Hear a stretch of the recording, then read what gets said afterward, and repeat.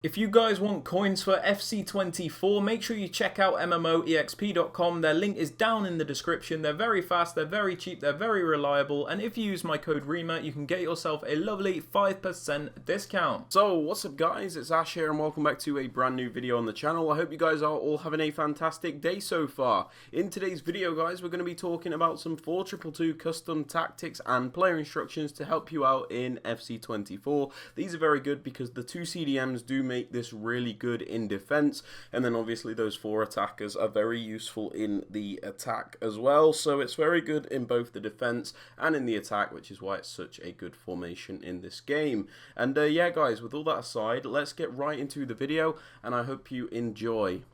Okay then guys, so starting off with the custom tactics for the defensive style, we pop it on balanced. I always use balanced because I feel like it gives me the best control over my defense. When I want to press, for example, I can, and when I want to drop off and maybe be a bit more passive, I can also do that. So balance is definitely the way to go in my opinion, and if you want to use like a pressure tactic, I think there's something better in the depth. So balance is the way to go, but obviously just use whatever you want, to be honest. Now moving on to the defensive width guys, I suggest anywhere between 40 and 50 as it allows you to defend in a nice narrow and compact shape, which will allow you to block out all those attacks through the middle of the pitch, which is very useful because it makes it difficult for your opponent to build up an attack, but at the same time you don't want to make this width too low, which is why I suggest like 40 to 50 because you still need to have decent width to cover the wider areas in case an opponent goes for an attack down the wing. So you want to be narrow in your defense but not too narrow at the same time.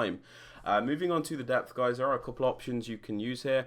Now I was just talking about pressure tactics, and if you like pressure in this game, one of the best things to do is 71 depth, as it makes your players automatically press and it makes it very difficult for your opponent to get out and break you down essentially. So 71 depth is very overpowered, gives you a lot of pressure. Me personally, I'm not a big fan of this. I prefer something like 60 where, you know, I still have a bit of a higher defensive line, I just have a bit more control over when I press. You know, I can do it manually, that's what I like to do, but just pick a depth that is comfortable for you. There is no correct depth to use, it's all about what you prefer. Now moving on to the build-up play guys, I always recommend balance regardless of the play style you have, because I just think it's the most consistent and the best. So for example, if you want to play slow, I don't think slow build-up's good because your players don't really move at all. So the EA's idea of slow build-up is basically making your AI slow, which is really dumb in my opinion, so that doesn't really help. Fast build-up's just too quick, your players are just darting all over the place but not into good positions, so I just think balance is the best because you can pick and choose when and where you use each type of build-up, and it's just the best for most styles in my opinion. Now for the chance creation guys, this one is an absolute must in my opinion, and that is direct passing because it's the only way to consistently score and create chances in this game.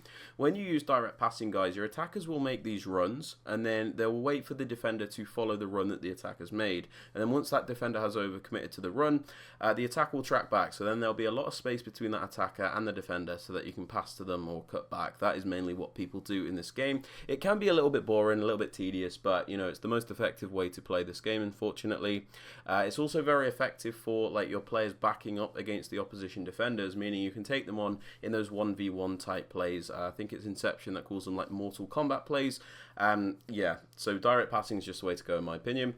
Now for the attacking width guys, you can pretty much use whatever you want. I like 47, it's a bit below the default. You know, I like to make it a bit more narrow if possible because the 422 is classed as a narrow formation.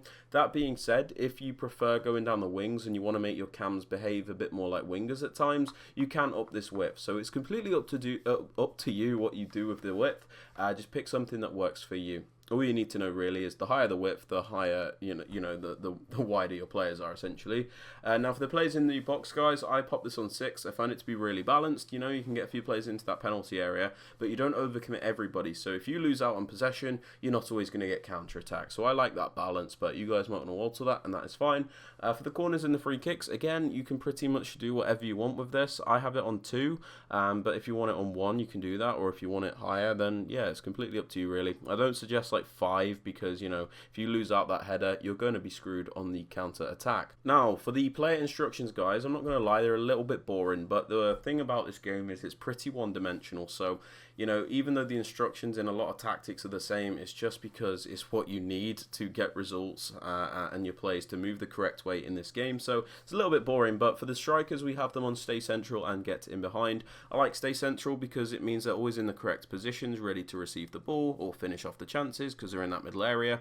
And I also like getting behind because I think you get the most out of the player on this. You know, they always make those runs, they always make those movements, and it's very important against people that are using like pressure tactics because you need these players to make those runs in behind to beat that press. If you have them on mixed attack, these players can be pretty static, especially against those pressure guys, so I don't really recommend it. But that being said, if you want to use it, all the more power to you, that is fine. Moving on to the wide cams, guys, again, a little bit boring, but kind of necessary, unfortunately.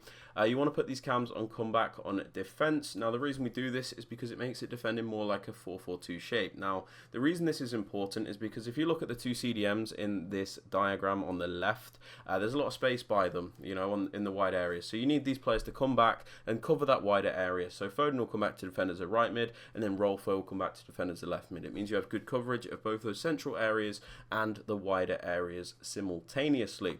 We also pop them on get into the box across, so they're not hesitant in getting into the penalty area, and they'll make those transitional runs to get more involved. Otherwise, they can be a little bit static. But again, adapt these to whatever you prefer.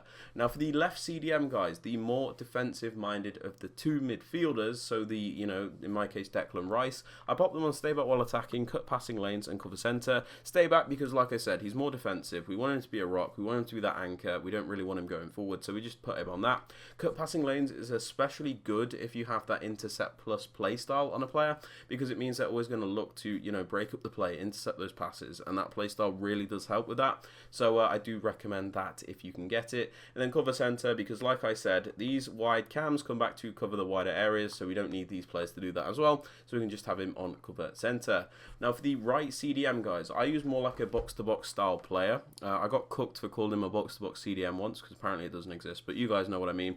This is like a more balanced CDM, so somebody that will attack and defend. So on this player, we leave them on the default settings because we don't really want to restrict them in either the attack or the defense. We kind of just want them to do a bit of everything, and we let them do that. And then cover center, because like I said, we have the wide players covering those wider areas, so we don't really need him to do that. Just pop him on cover center. So that is what I do. Moving on to the fullbacks, whichever one is your most attacking one. In my case, it's the right back. Put them on balanced attack and overlap. This is especially important if you use a lower width like me, because it makes your attack very narrow. So by having this fullback on balanced overlap, it gives you that extra width, stretches out your opponent's defense, and gives your more narrow players more space to get in between the lines, because, you know, you've stretched out your opponent's defense. It's also especially good if you have a fullback with whipped pass plus, because obviously you can just play it out wide to this player and then play that ball in. So it's just, you know, it's something for your opponent to think about at all times. And then for the other fullback, guys, the more defensive one, pop them on stay back and overlap. This is so you always have at least 3 defenders back at a time, but when you send them on that run forward, they'll make that overlapping run just like the other fullback. For the 2 centre backs, guys, obviously leave them alone, and then the keeper, you can do comes for crosses and sweeper if you like, but I just leave them unbalanced. But yeah, guys, they're my tactics and the instructions for the 4-2-2. If you guys have enjoyed or found this useful, please be sure to drop this a like. It does really help me out. Sub to the channel if you are new, so you never miss out on any videos, and don't forget to turn on those notifications. And with all that aside, guys, hope you have a fantastic rest of your day, and I'll catch you all in the next video. Take care, guys. Peace out.